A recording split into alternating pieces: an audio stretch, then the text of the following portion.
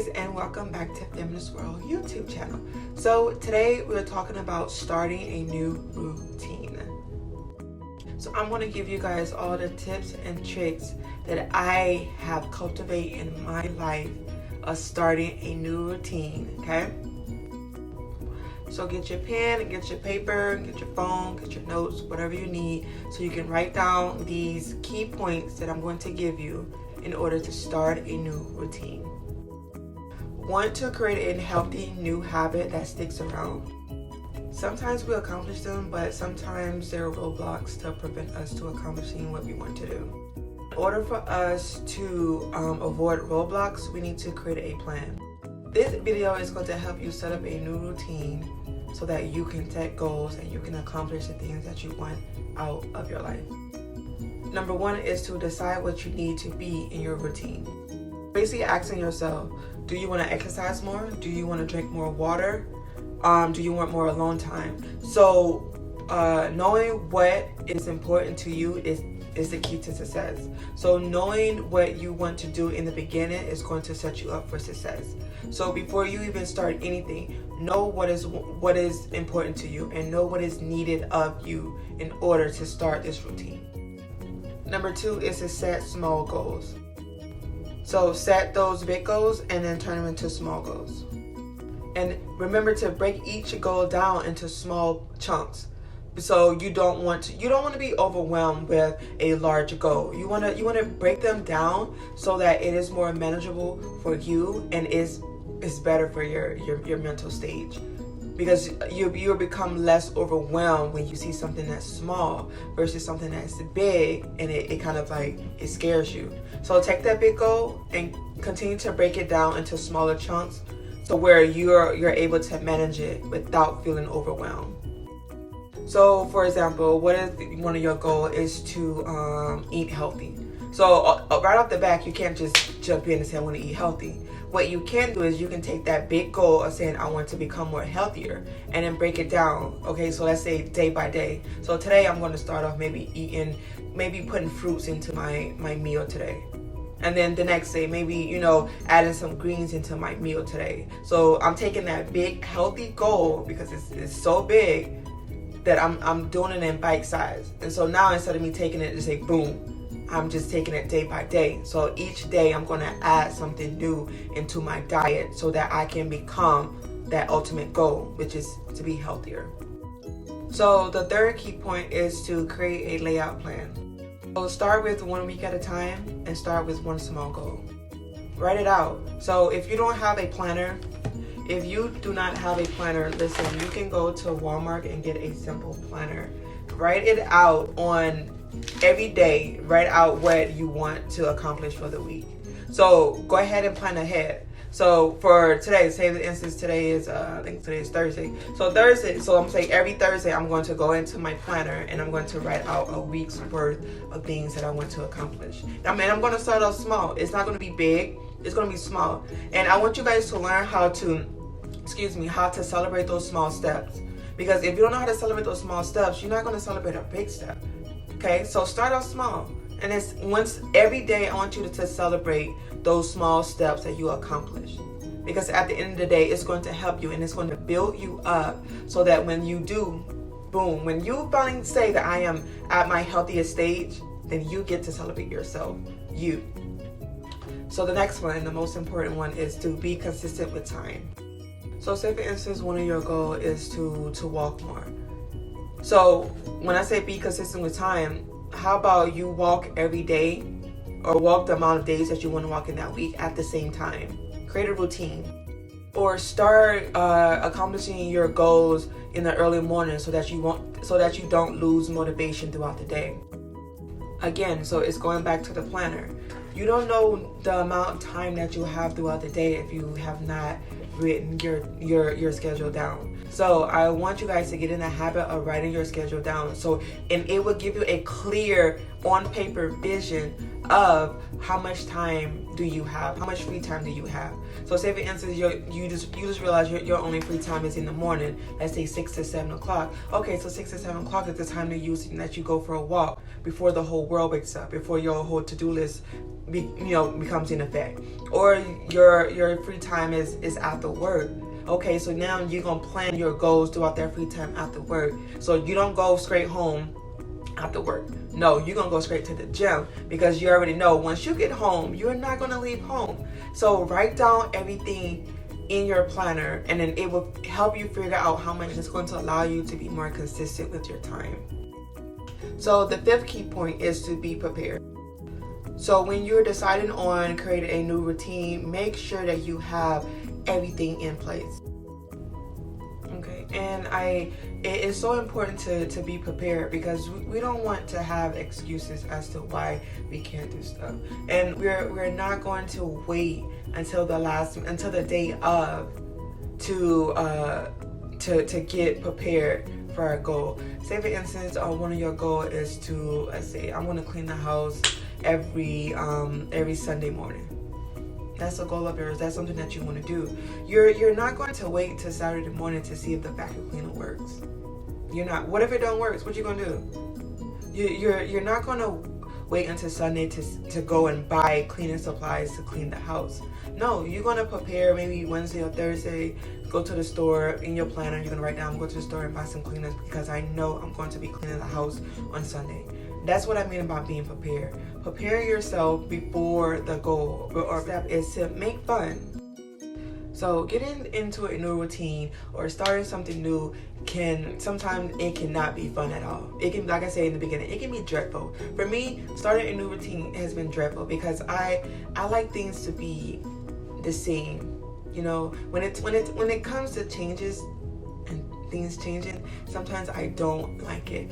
But when I realized that I had to make it fun, I do. Like, in order for me to constantly keep participating into this routine, I had to make it fun. So I would do things that would make the new way enjoyable. So for me, if I wanted to start working out, find a workout buddy. You know, if I'm going to be cleaning every Sunday, I'm going to create my Sunday playlist. And I'm going to name it something fun. It's going to be, I don't know, Mr. Clean. Listen, find something to make whatever that you're doing enjoyable. Because if you're dreading this, it's going to be hard. So find something that's going to make it motivational for you, that resonate with you, or maybe like an inside joke. Maybe if I called it Mr. Clean, I'm the only one that's going to know it. I'm the only one that's going to laugh about it, because I choose the name and I thought it was funny. So when it comes to that, just make sure to make it fun. And the next step is to track your progress. Again, it's going to come back to the planners. When you're writing down everything that you do throughout the day, when you're planning ahead, when you're writing down clear goals, small goals that you're trying to accomplish, you're able to track your progress. So if you do not have a planner, go out and get a planner. So when you create a visual calendar that you can cross off each day that you complete the task, you're able to track your progress. And sometimes when you track your progress, you break the chains. You break away from your old routine. It's an extra confirmation that, okay, I'm actually doing this. It's an extra confirmation that you're doing what you want to do by creating a new routine. So write it down, get sticky notes, put it on the mirror or whatnot, but just track your progress. And the last one, which is the one that I love, is to reward yourself.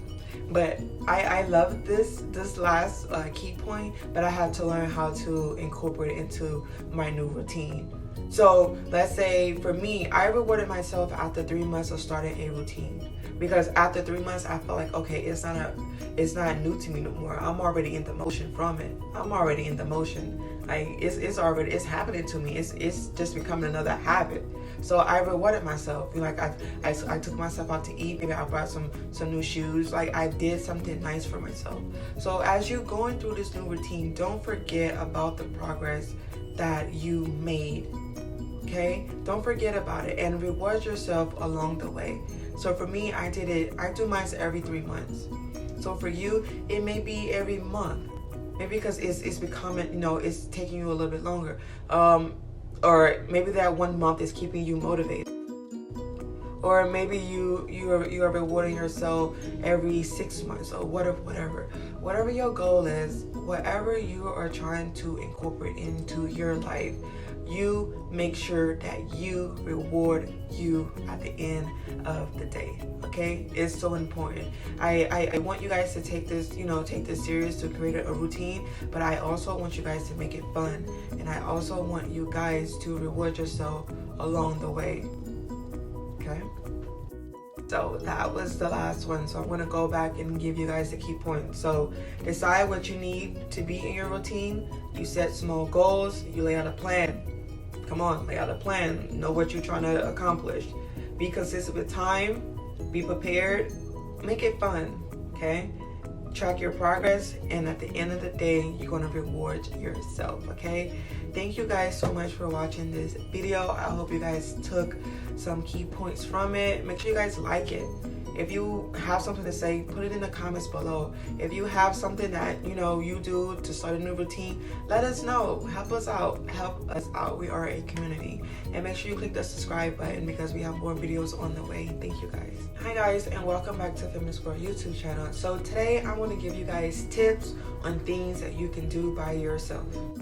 If you are naturally drawn to people, in the beginning of doing these steps, it may seem like a lot, but it's to help you so that you can have a space where you can be with people, but also have that space. And it's also important to have that space where you can do things on your own as well.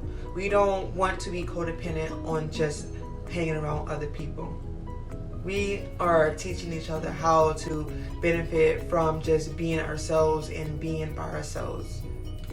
So adding some quiet time alone can have a huge benefit on your emotional state, especially if you're the ones who's always on the go or always felt like you need to be around people.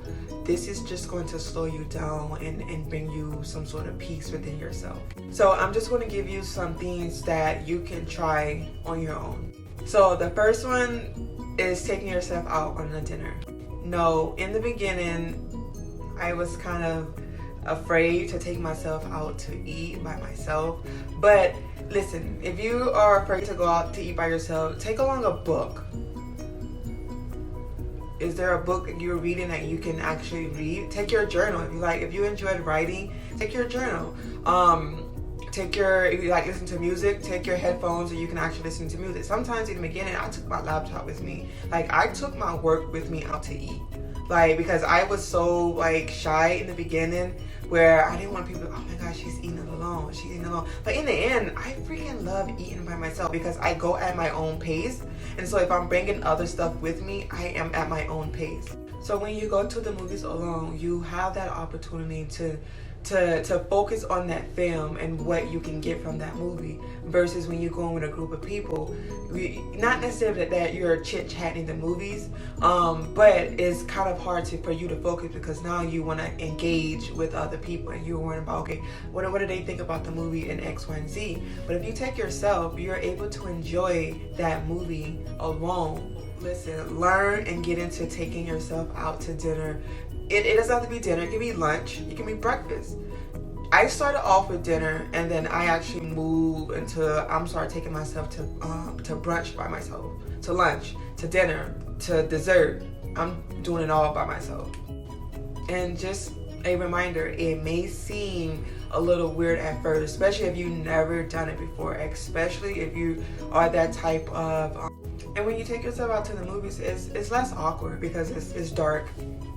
If you are afraid to go out to dinner by yourself, maybe start with just going to a movie. Person who has to be around people, going out into a public place by yourself may seem a little intimidating. So start off, maybe if you go to a place, because it's dark, can't nobody see you. And for me, when I go by myself, I always get the good seat. I like to sit in the middle. It has an outdoor patio, so it's less crowded. But there are ways, and it is so important to take yourself out to dinner. In the middle of the theater and in the middle seat, so I can be in the middle. I don't like to be all extra, so when I'm going with other people, they like to sit up in the front, they like to sit all the way in the back. No, when I'm going by myself, I get to choose my favorite seat, and I get to choose my favorite snack. So going alone is not a bad thing. So, but if you're afraid to go to dinner by yourself because you may sort of care about what other people think, just try a movie. I mean, it's dark. No one knows that you're actually there by yourself, because 9 times out of 10 there's going to be other people with you. Another thing that you can do it alone, you can take yourself out to the movies alone. So maybe your first step is to go to the movies. Like I say, there's ways to do it. Another thing that you can do alone, you can go for a hike. Spending time in nature can be a great thing for your health. I know in the beginning for me, it was hard to find people who actually wanted to go for a hike. I mean, a hike is not an easy thing. So for me, I learned to go by myself, and as I'm going by myself, I'm able to connect with nature more. I'm able to take my time and to view the world as I am walking. So traveling is a challenge. So if you have not been out to eat by yourself, if you have not been to the movies by yourself, if you haven't been hiking by yourself, traveling may seem intimidating at first. And if you have not been able to travel by yourself, it's going to seem intimidating. It is. Because when you're vacationing and experiencing life by yourself, you are going to feel a sense of, oh my God, I'm alone. I'm able to challenge my body and also enjoy the moment that I'm in as I am hiking.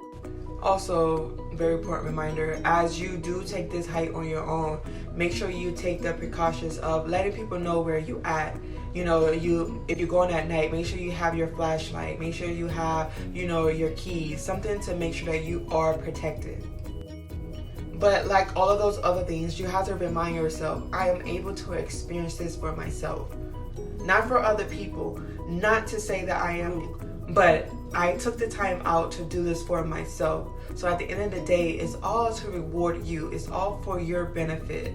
See, I love traveling. I go everywhere by myself. I even move by myself. So a little bit about me. My family is in South Carolina. And of course, make sure you have your phone, because you always want to be able to connect with the rest of the world, even when you're trying to disconnect. So make sure you have, when you're going on this walk, make sure you have the precautions already set ahead of time. And till this day, they are still living in South Carolina. I've moved to so many different states. South Carolina is on this side of the map. I moved to California on the other side. And the next one will be to travel. Side of the map, I'm back in the middle. It's like I've been all over by myself. I enjoy being by myself. Even if this is your first time being by yourself, but those who enjoy being by yourself, don't feel bad. There's nothing wrong with being by yourself, and there's also nothing wrong with being in a group of people. The thing is, I want you guys to learn is to have a balance, because it can be hard to try to separate the two, especially if you do one more than you do the other. So if you hang out with people more than you hang around with yourself, it can become too much. And I notice with me just traveling by myself with like no family or friends or like no help at all, I become more self-sufficient and I become more confident in myself, because I am relying on myself at the end of the day. So if I want to eat, I know, okay, if I'm traveling this place, I know I need to go get some food. So I need to pinpoint all of this stuff. So it's just like, excuse me, I am in control of my life when I am traveling by myself. And I am in control of my well-being. So if I never went somewhere by myself before, me going somewhere by myself has taught me that I can rely on myself. I can trust myself. I can become self-sufficient. I can be confident enough in myself to allow myself to move around from state to state to state by myself constantly.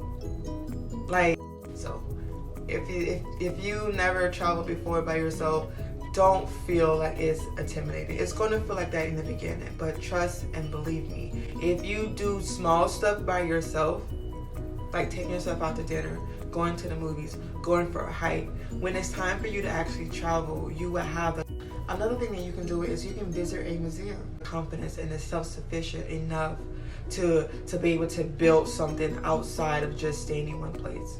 And I love traveling and I love going on vacations. Listen, rather than feeling rushed or just wandering through a museum with a group of people, you go by yourself. You can take your time. You can actually, I love visiting places, and when I go by myself, I'm on my own time. When you do things by yourself, you're on your own time. So if I want to stay at this, sit and ponder on some of the pieces in the museum, you will be shocked at some of the information that you will learn by yourself versus be stored at this local boutique for an hour. I can stay there for an hour. There's nobody pushing me and telling me, okay, we gotta go. I'm not unknown in a group of other people else's schedule but mine. That is the benefit of doing things by yourself. You can always check things at your own place. You can visit the exhibit on your own time. The last thing that you can do by yourself is you can volunteer. Look up opportunities in your area, in whatever state, whatever city you're in. Volunteering can have a positive impact. So the next one is to learn something new on you, because you are giving up your time for a cause and something that you actually believe in. You can do that alone. I mean, you can so maybe you can sign up for a class to learn a new skill, group of people, and you can go volunteer, but you can do it alone. Like the times that I volunteer, I have met some of the most amazing people till this day that I communicate with by going there and by myself and just doing things on my own.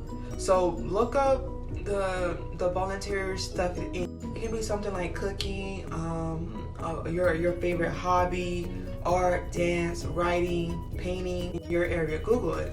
Put in your city, your state, and Google volunteer. And some of the opportunities is going to come up, and you would never know what you know until you go and you do stuff, okay? So instead of always, focusing on what other people want to do, take yourself somewhere where you can do something that is satisfying you. Because I can't stress this enough, because at the end of the day, we are all doing this for us. We're not doing this for anyone. We're not doing this to look good, to make us seem like we are better than someone. No, we are doing this stuff to build ourselves up. So do things that build you up outside of other people. So those are some of the basic things that I do by myself. I hope you guys actually learned something from this video. I hope you guys were able to write down some notes that you can kind of incorporate it in your life. Okay, so guys, make sure you click the like button. Make sure you comment below some of the things that you do by yourself that I'm pretty sure I didn't touch on. I just touched on a few that I do. So please comment below what you guys do alone so that we can each, learn from each other. And make sure you guys click the subscribe button because there's more videos on the way. Thank you.